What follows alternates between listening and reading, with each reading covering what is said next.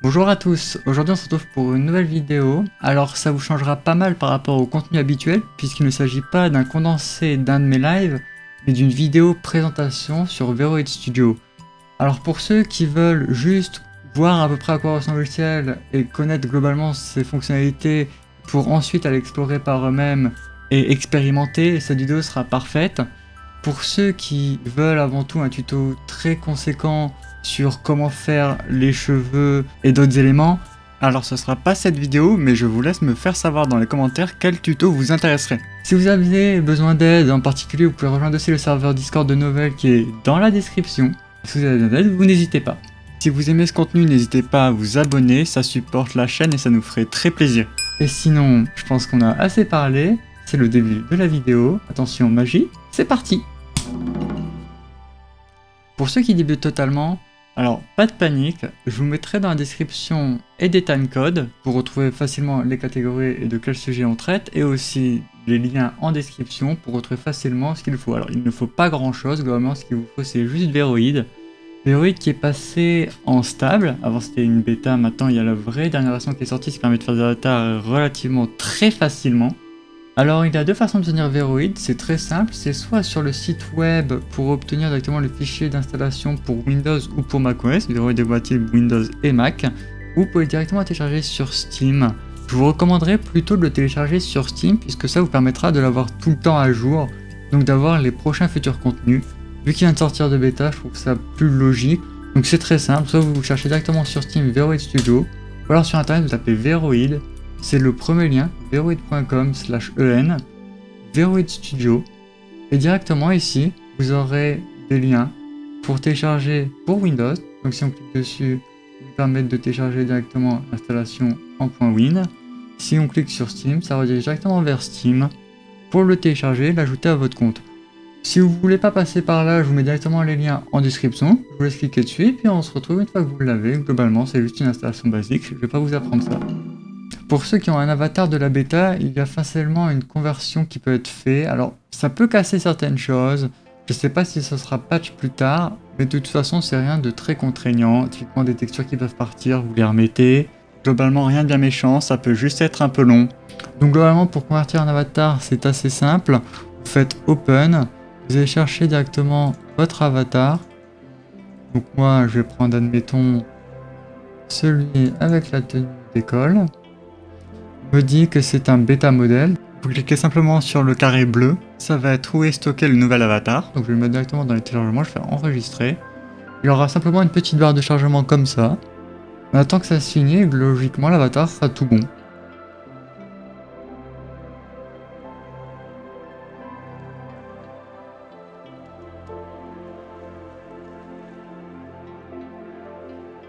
Et voilà, c'est bon, c'est fini. Alors c'était en fait assez long, ça a pris 2 minutes. Dépendamment de votre PC, ça peut prendre un assez long moment et ça peut sembler être freeze, ne vous inquiétez pas, c'est normal. Et quant à nous, on se retrouve pour la prochaine partie. Alors avant de commencer la création de votre nouvel avatar, potentiellement je pense que ce sera votre nouveau, n'oubliez pas d'aller dans les 3 petits points dans Settings et de régler correctement votre application. Normalement la langue vous l'avez réglée en l'installant, vous pourrez toujours changer en cours de route. Pour l'instant, il n'y en a que 2. La background couleur, comme vous pouvez le voir, je choisis dark, pourtant l'application est blanche. Pour l'instant, l'application n'a pas vraiment de thème noir. Ça arrivera avec le temps, et pour l'instant, c'est que c'est noir, mais il s'avère que c'est juste le fond de l'avatar, comme vous pouvez le voir, alors qu'en blanc, c'est comme ça. Et la 3D Preview Quality, c'est la qualité de votre prévisualisation de l'avatar. Height, si vous pouvez vous le permettre, ce sera mieux, ce sera évidemment plus beau. Par contre, si vous avez un PC relativement modeste, je vous conseille plutôt normal, ce sera moins beau à l'œil, par contre ce sera plus fluide, donc plus agréable pour la création. Après, c'est à vous de gérer de ce côté, globalement, faites en sorte que Veroid tourne correctement. Vous pouvez simplement faire Create New pour créer votre nouvel avatar. Vous choisissez le genre, donc pour moi je vais prendre une femme, et vous attendez simplement que l'avatar soit créé. Alors de base, ça va créer un avatar basique comme ça, on part tous de ça, et puis maintenant ce sera à vous de jouer pour tout modifier afin de créer ce que vous voulez. Pour se déplacer ici c'est très simple, avec la molette vous zoomez et vous dézoomez. En cliquant la molette et en la maintenant vous pouvez le déplacer de droite à gauche, et avec votre clic droit en le maintenant vous pouvez tourner tout autour de vos avatars. C'est comme ça qu'on se déplace dans Veroid. Alors comme vous pouvez le voir, on est directement placé dans l'onglet fesses, c'est normal, c'est là où Veroid nous fait débuter. Et c'est globalement l'aspect de Veroid dans tous les onglets que vous avez ici. Alors bien évidemment les réglages sont différents selon la catégorie, mais c'est à quoi ça ressemble. Comme vous pouvez le voir, sur la gauche on a plusieurs catégories. Donc là on est dans Face Set, donc ça va être le preset pour toute la tête. Donc c'est relativement générique, c'est pas très personnalisé. Mais à droite vous avez directement des potentiomètres que vous pouvez régler vers la droite ou vers la gauche pour changer l'emplacement des éléments. Alors quelque chose à retenir de très important, c'est que ces potentiomètres, ils sont visuellement limités mais pas vraiment. C'est-à-dire que typiquement là, ce réglage, vous pouvez le voir, le minimum qui me permettra c'est -1. Seulement il peut arriver que dans certains cas vous aurez besoin d'aller plus loin et donc c'est très simple, simplement vous pourrez changer la valeur vous-même en mettant -2 par exemple et dans ce cas là ce sera encore plus courbé. Ça c'est pour la tête en général, mais vous pouvez changer directement les yeux, les iris, la lumière dans les yeux. Vous aurez directement des presets comme pour chaque catégorie dans cette nouvelle version de Veroid, mais vous aurez toujours l'option de le changer manuellement avec des textures en allant dans Custom. Dans Custom vous aurez des items custom, donc c'est tout ce que vous aurez fait par vous-même. C'est assez pratique puisque maintenant entre chaque avatar vous avez les mêmes éléments custom qui sont partagés. Mais donc moi j'ai pas encore créé item custom, donc je vais le faire avec vous. Vous appuyez simplement sur la croix, ça va créer du coup un nouvel item. Comme vous avez vu, ça a enlevé le preset. Ensuite tout en haut à droite vous avez edit texture. Et vous pouvez simplement du coup avec admettons une brush directement sur Veroid, dessiner sur la texture, voir l'opacité du layer, et donc tout ce qui est layer se trouve sur la gauche. Donc ici on peut voir que vous avez, un peu comme sur Photoshop pour ceux qui connaissent, plusieurs calques. Vous pouvez créer un nouveau calque, vous pouvez importer à partir d'une image, vous pouvez faire globalement ce que vous voulez. Ensuite vous avez des réglages pour la color calibration et les shader color. Pour ceux qui ne s'intéressent pas à la customisation poussée, vous en fichez un peu puisqu'on peut simplement prendre un preset et modifier la couleur comme je vous montrais juste après. Alors là je vais quitter, donc forcément le logiciel me dit est-ce que tu veux enregistrer, est-ce que tu veux enregistrer en tant que nouveau, est-ce que tu ne veux pas enregistrer, je ne vais pas enregistrer. Typiquement si on prend une iris préfaite, celle-là, et que le marron ça vous convient pas, vous avez directement une pipette ici, ou bien vous pouvez sélectionner vous-même en cliquant sur la couleur de votre choix. Vous pouvez sélectionner pour les deux yeux, pour l'œil gauche, pour l'œil droit. C'est comme vous voulez, vous avez toujours des paramètres pour les iris ici. Alors, on va pas passer beaucoup de temps sur le body par exemple, puisque vous allez voir c'est très similaire à cet onglet. Mais donc on va s'attarder maintenant un peu plus sur l'hairstyle. Pour les cheveux, vous commencez tout simplement à aller dans la catégorie hairstyle. Comme vous pouvez le voir, vous avez aussi directement des presets complets. Sur le problème, si tout le monde utilise ça, tout le monde va se ressembler, mais vous pouvez quand même changer la couleur et changer la couleur de chaque mèche. Bon, ça par contre, ça vous demandera une personnalisation plus poussée, vous devrez le faire vous-même.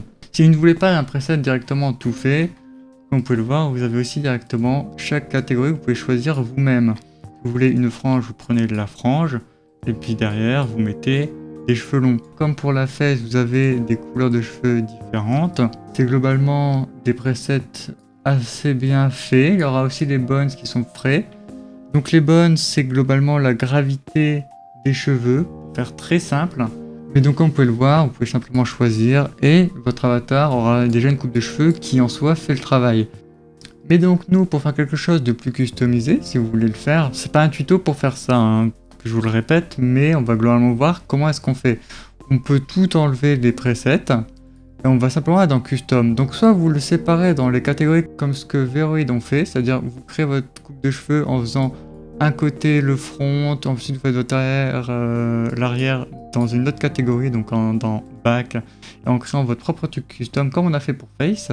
Sinon, si vous voulez faire directement tout dans la même catégorie, c'est dans Overall Hair, et puis vous faites votre propre custom. Donc on va voir mes coupes de cheveux, puisqu'elles ont été faites avec la bêta, donc vraiment c'est dans Overall. Sachant que si vous sélectionnez Overall Hair, vous ne pourrez pas sélectionner un front ou un back. C'est-à-dire que vous pouvez sélectionner un back et un front en même temps, comme ce que j'ai fait tout à l'heure. Par contre, si on prend un front comme là, et qu'on prend un overall, comme celui-là, ça va enlever ce qui a été fait dans le front. Si vous voulez faire quelque chose de personnalisé, c'est dans Custom. Donc nous, on va le faire directement dans Overall Hair. Ici, vous faites Edit Hairstyle.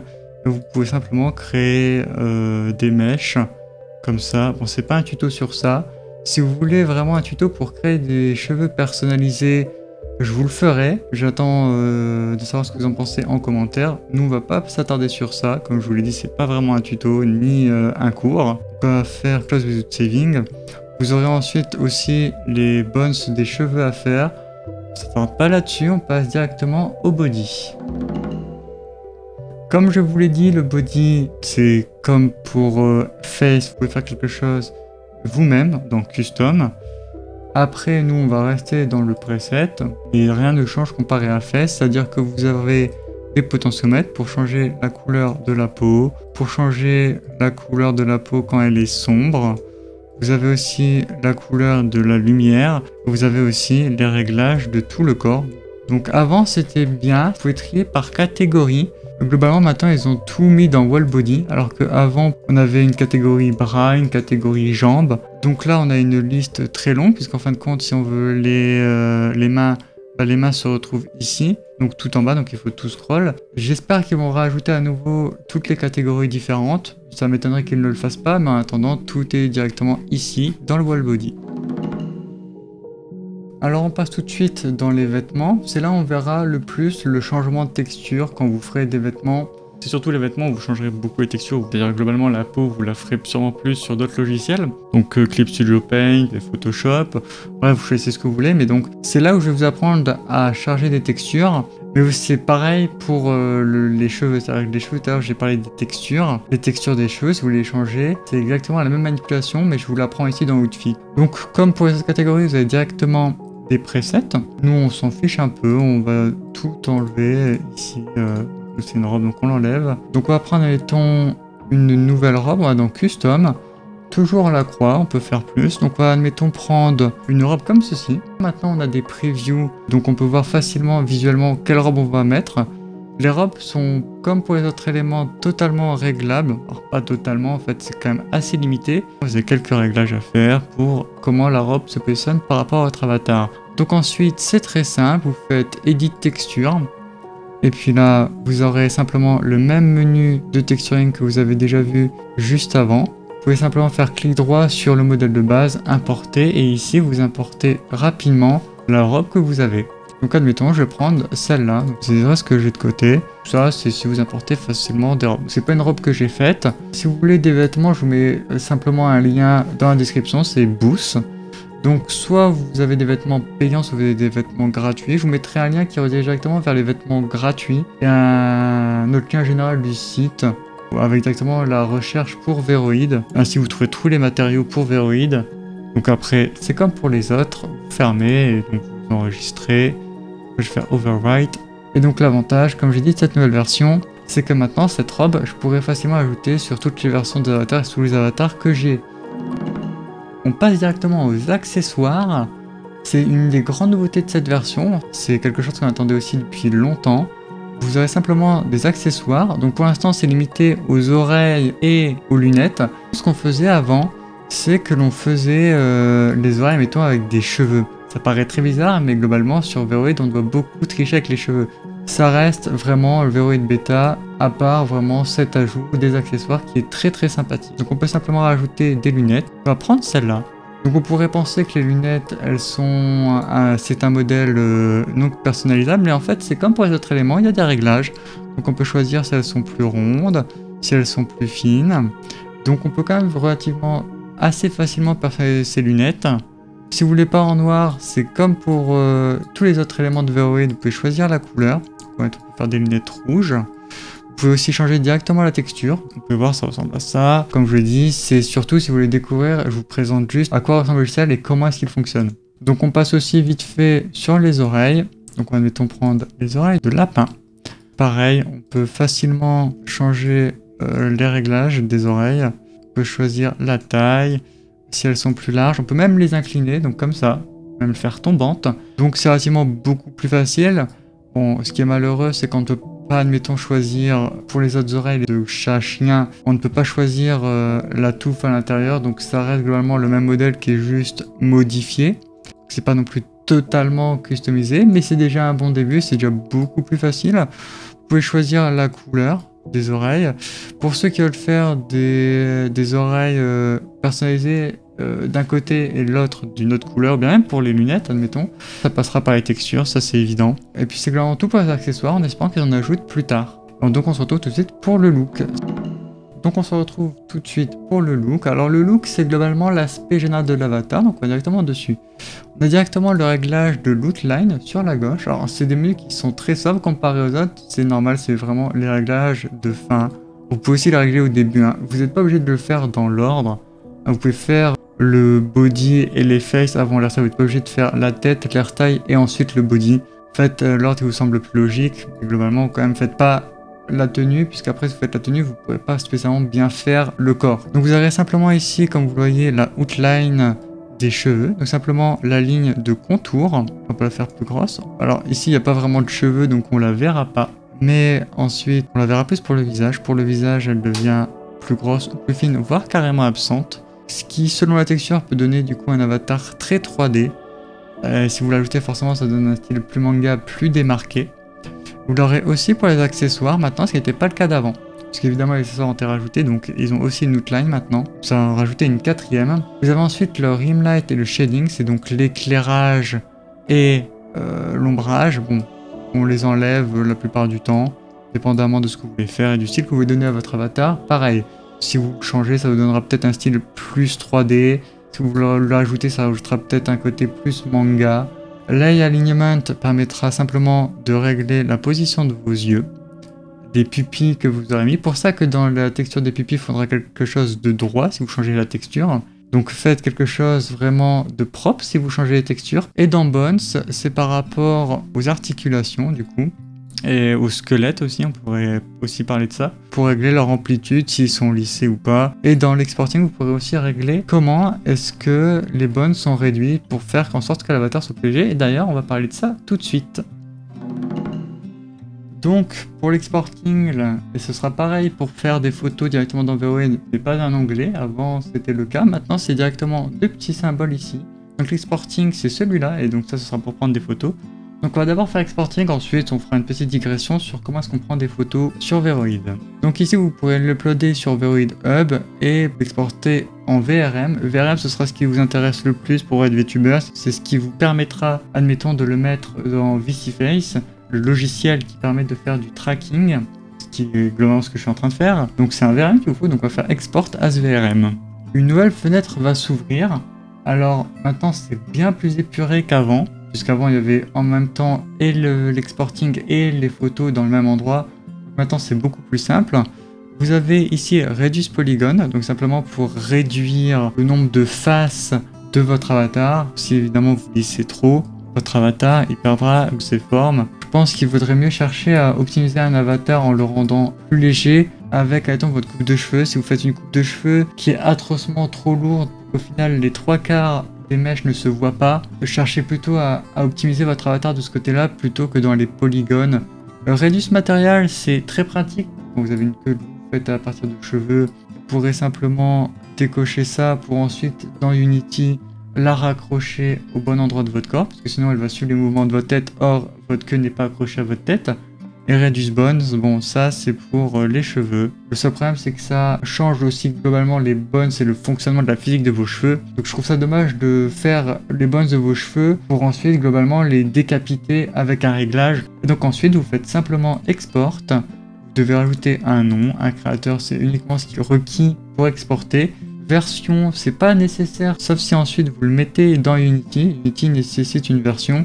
Il acceptera l'importation sans version, mais quand vous l'exportez Unity, vous devrez mettre une version. Cliquez simplement sur exporter, ça me met le nom que j'ai mis dans le nom de l'avatar, .vrm, enregistré, petite barre de chargement qui est assez rapide, et l'avatar est exporté et prêt à être utilisé dans un logiciel de VTubing.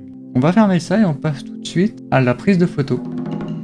Comme j'ai dit tout à l'heure, pour prendre des photos, on va simplement dans l'appareil photo. Ça ouvre maintenant une nouvelle fenêtre, comme pour l'exporting. Vous aurez au début la fenêtre Facial Expression, donc c'est comme pour tout le logiciel. À gauche des catégories et à droite les réglages. Donc dans Facial Expression, c'est les expressions faciales. Vous aurez Blink, donc c'est le clignement des yeux. Quand vous prendrez une photo, si vous prenez la photo pendant que votre avatar cligne des yeux, sur la photo il aura peut-être les yeux fermés. Donc si vous prenez une photo, je vous conseille plutôt de le décocher. Look at Camera permet simplement de changer l'endroit où regarde l'avatar. Donc là, ça regarder tout le temps la caméra, donc d'où est-ce qu'on prend la photo de l'avatar. Si ensuite on le décoche, on peut faire en sorte qu'il regarde totalement ailleurs. Vous avez ensuite le réglage de toutes les expressions, donc soit centralisé.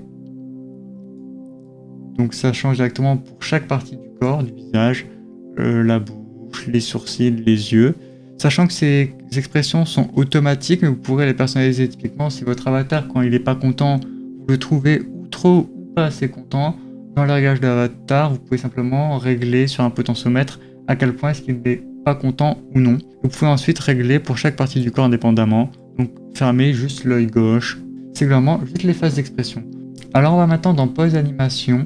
Alors vous serez de base dans animation 1 ou dans animation 2 en haut à droite, parce que le logiciel sépare les animations masculines et féminines. Vous pouvez ensuite la sélectionner.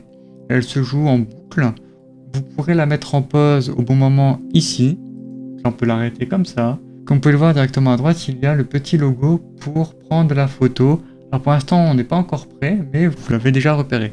Alors on va prendre une pause personnalisée, ce qui est aussi possible en allant dans Posing.